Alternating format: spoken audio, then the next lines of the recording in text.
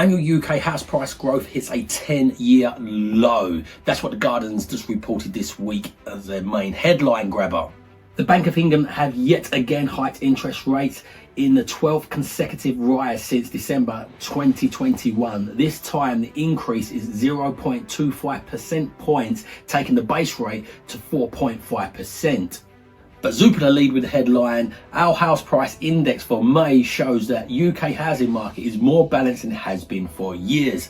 If you're confused with this, you're not the only one. There is headlines trying to grab your attention, but they've got different agendas. Why? I'm going to discuss that later on in the video. I'd love to hear your thoughts why there is opposing views. I'd love to hear what you think, but I will tell you at the end what my views and the reason behind the reason I believe they are doing this.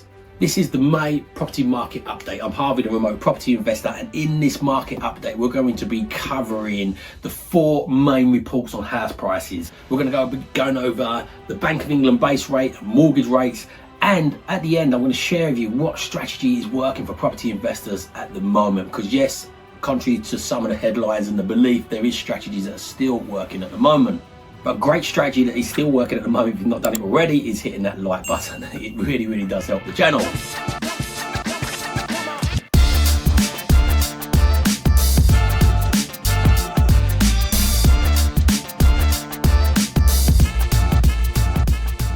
So the super important thing when you're gathering your information to make informed decisions on your property investment is to triangulate the information. As a remote property investor, I'm always getting asked, where is the best place to buy property, or is even now the best time to buy property? There's always great times to buy property, but it's buying properties at the right time, in the right place for where we are in the cycle. But there's one common theme going across all the headlines and articles that I'm reading at the moment, and that is, like this Zoopla headline, areas in the north of England are recording the strongest house price growth in the UK, with homeowners gaining more than 5% on their sale prices year on year. Even Halifax joining with that. So Zoopla is an online portal. If you don't know, Halifax is a lender, and they're saying house prices in the south of England under greater pressure, and that's massively linked to the price per earnings ratio. And I believe at the moment is the biggest wealth transfer we've seen in property in our generation. If you want to learn more of that, make sure you watch this video here or here, I'm not sure what side. Or if you want to carry on watching that, you can catch that video at the end in the description. I was born in London, so I love London, but there is a massive trend away for more affordable places, and where price per earnings ratio is more aligned and where that affordability is aligned, and the fact that people can work online and more jobs are turning up in the north, that's really helping it. Watch that video, we go much more in depth on that here. But this is about the property market update for May. What is going on in the property market? The main thing we want to talk about is house prices, of course. Let's start with Halifax. Let's look at their report. So Halifax data is based on the mortgage applications they've got, so this is pretty up to date. The difference with mortgages giving you information and land registry, for example, land registry has usually got a 6 to 1 year lag on information, so it could be dated at that point. The disadvantage of Halifax is that they've only got information from their own lending pool, but they do lend a lot, so they've got a good indication on the market. That's why you want to triangulate this information. But Halifax is saying the average house price has hit £286,896. The monthly change in prices is down 0.3%, but the quarterly change is still plus 1.3%, and the annual change is still 0.1%. The other major lender in the UK is Nationwide, so between the two of them, they get great data, right up-to-date data, because they're lending actively at the moment. And Nationwide lead with the headline of house price growth slows, showing signs of stability in April. And their main bullet points was April saw a 0.5% rise in house prices after 7 consecutive falls.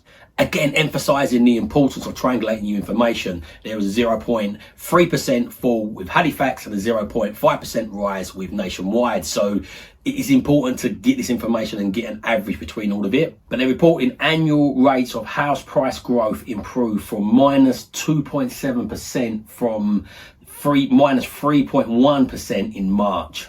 So at the moment, even though we've been seeing declines, it's far from the doom and gloom stories we've seen at the start of the year that 2023 property prices was going to fall off the cliff. But now let's look at the major portals that report this information. So Rightmove and Zoopla are the two major portals.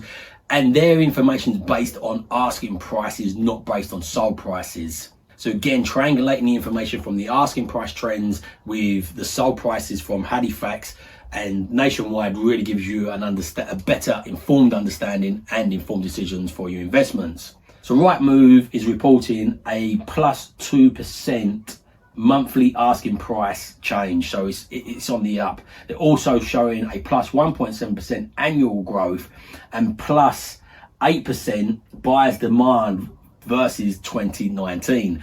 I think that's a little bit of a odd statistic to throw in now, because this time in 2019 we was right in the middle of a COVID pandemic lockdown, if I'm even allowed to say that word on here, and nobody was buying. So I will come back to sharing my views around the optimism that Rightmove and Zoopla show, but I think that's a weird statistic to add in now.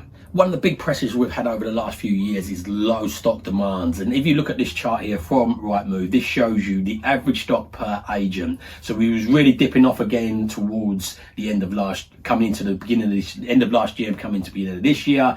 Now it's going back up again. The stockpiles do need to replenish to make a more balanced market. And this is what a lot of them are reporting, why it's seeming much more balanced. That's going from Zoopla's headline at the start. Again, another indication towards the property market looking a little bit more rosier than it did before is the time it takes to secure a buyer. So it went all the way up in sort of January time to 62 days. It's now back on its way down. Before, it was literally taking days in the height of the crazy growth market we was experienced between 2021 and 2022. But that's great when you own assets, but not great for buying assets. It makes it much more of a seller's market if things sell faster. If it sells slower, it becomes more of a buyer's market. So I'm not too disappointed when it does take longer for people to sell their properties. Now let's look at another major player, Zoopla. The key takeaways from Zoopla is that demand continues to recover as numbers of new sales rise.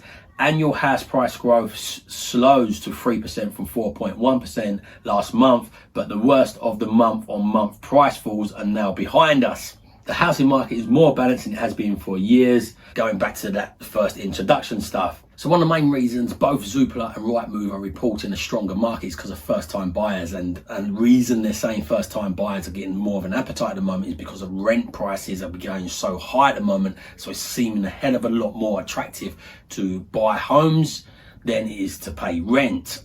Leading into rents, let's have a look where the market's at. So the rental market's been absolutely on fire. Rightmove said rent rise again to a new record, but growth continues to slow. So it is slowing down. Nation average asking rents outside of London reach a record of £1,190 per calendar month.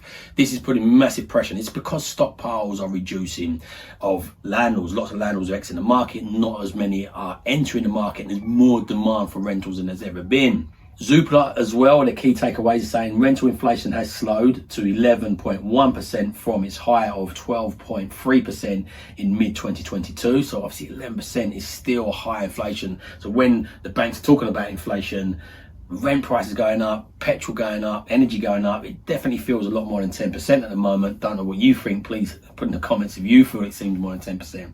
But that 11 drop from 12.3 to 11% shows that's not in line with what the banks and the governments are reporting. But Zoopla also go on to say a strong labour market and a record immigration drove demand in 2022. Private rented housing supply has grown just by 1% since 2016. So there's a slow growth of the amount of new stock coming into the housing supply because of tax and all these different things, but a bigger demand increasingly going on to that sector. In my view, the government playing with fire. They're biting the hand that feeds them. They're putting higher taxes in place, loads of compliance in place. Interest rates are going up now. So many landlords exiting. As investors, we're getting offered portfolios and landlords deals with sitting tenants in there all the time at the moment. We've bought a few over the last few years and in talks with a few portfolios at the moment. Now let's look at mortgages and see what the mortgage market's what's happening with the mortgage market. This has a massive impact, obviously, on the property market, and the fact that the interest rates have been going up and up and up for 11 consecutive months, 12 months, should I say, not months, times over the last few years. You know what I mean by that. But that's having a massive impact, and that's what's been slowing the property market down and cooling it down because it was super overheated. But Skipton's come out and just launched the first 100% no deposit mortgage since 2008. Martin Lewis reports this, saying this could be a sensible option for some renters. Again, going back to the renters not wanting to pay these overinflated prices, or these increasing prices, sometimes not overinflated, but increasing prices on rent. But one of the biggest blockers for them is getting the deposit. It's 100% lending coming back. Let me know in the comments, what's your views around this? It does, like 2008, we led into a massive crash and a crisis. So we're heading into headwinds and economic sort of challenges. And lots of that was down to 100% lending. And now Skipton come out with 100% lending when the property market seems unstable. I'm not sure if that's the right move, but again, put in the comments, your comments, because I'd love to hear that. One of the biggest influences on mortgages at the moment is the base rate, and it's also one of the biggest influences on the housing price in general, with the base rate going up. Today, at time of recording this, they have just announced another hike of the base rate. iNews lead with this headline: house prices were going to fall anyway. The Bank of England's interest rate hike is just helping them along the way. So as I mentioned at the start of this, the base rate has been risen from 4.25% up to 4.5%, a 0.25% hike. I was speaking to a broker yesterday and I was asking him where the lenders are at. The lenders, even though it's going up, they're much more comfortable. The real uncertainty happened when we had the Kwasi Kwarteng and the Liz Trust ill-fated mini budget. At the moment, even with the rates going up, the banks are lending a lot more stronger at the moment. Obviously, time will tell. It's changing rapidly all the time. But my conversation yesterday with the broker was, there's some good lenders out there, pretty confident, and there's still some rates around sort of like the 4s and early 5s at the moment, which on a long-time average is pretty average. But of course, this is going to push up some mortgages. Sky have led with this article: interest rates latest, Britain's face an extra £482 per month on mortgages since 2021. The Bank of England has raised the base rate for the 12th consecutive period. So again, this is the average price. This is what the average price homeowner. So when we look at the averages of property prices and the mortgages they've gotten them, this is what the average person is going to have for the increase. And this feeds loads into my north and south divide. There's a massive divide in the north and south, and much less of an impact in the north. If you've got half the size of the mortgages, the increase is going to be half that size. If you've got a third the size, and so forth. You get where I'm going with that. So look, my view over this is just my opinion and my view. I'd love to hear your views on this in the comments. The reason that Rightmove and Zoopla are massively having an optimistic view on this is because they earn their money from people listing properties, and the more people that sell properties, the more money they will earn. The reason that the newspapers, so that was a Guardian headline, is because this drama sells, so they're going to dramatize it. But when you look at this a bit deeper, it's the lowest growth we've had in 10 years, so it's not exactly falling off a cliff, but it's just a headline grabber. But the reason mortgage lenders are a little bit more in between, so I feel the portals that sell properties are a bit more optimistic, trying to keep that sentiment, because a lot of people buy on sentiment. If they think the market's going to dip, they're not going to buy at the moment or put their house up for sale. So I think Rightmove and Zoopla are trying to prop that up with their positive articles. I think the headlines in the papers are just trying to get headlines like they do. And I think the mortgage companies are in the middle trying to be a little bit cautious, because they don't want to overlend in case the market does dip and overstretch themselves, unless they're Skipton wanting to give 100% lending. I'm guessing that's a headline grabber as well from Skipton. I would imagine that for every 99 people that apply for that 100% lending, probably one will, for every 100, only 99 will be refused and only one will get accepted. But we'll see. I think that's probably a bit of a headline grabber to get them free publicity more than it is they're going to be super aggressive lending out these loans. I'd imagine there's a lot of criteria with that. But as I said, it's super important to triangulate your information. Property investing is still working. We're actively buying properties at the moment, but it's buying the right style properties in the right areas that work. That's why I'm a remote property investor. Single let properties don't work where I live. This is how you'll figure out what is the best strategy for you. It's called the Property Delta Matrix. You ask yourself, how much money, knowledge, network, time, courage, confidence, and conviction. That's important. How much stress can you handle? How much do you convict on your action, on your knowledge? Ask yourself from 0 to 10 how well you score on these, and that will ultimately tell you where you should be buying in this Delta Matrix. This is buy-to-lets, HMOs, SAs, commercial conversion, development. There is opportunity in all of these, but you need to be more closer to all these 10s to be able to take this opportunity. You need money, you need experience to navigate this, because there's much more risk in this. If you want to know more about this, you're going to want to watch this video here, which goes deep in the best strategies for you in 2023 and beyond. Or if you really want to join me for a live training, make sure you look in the description. I've got a free workshop. The link will be under workshop in the description. My why is to live on my terms. My mission is to help as many people live on their terms using financial education as a vehicle to do that. So please share this out if you found it's valuable. Please hit that like, subscribe, bell icon. Please remember, if you don't evolve your ideas, you're never going to live on your own terms. So evolve your ideas, live on your own terms, and have an amazing day.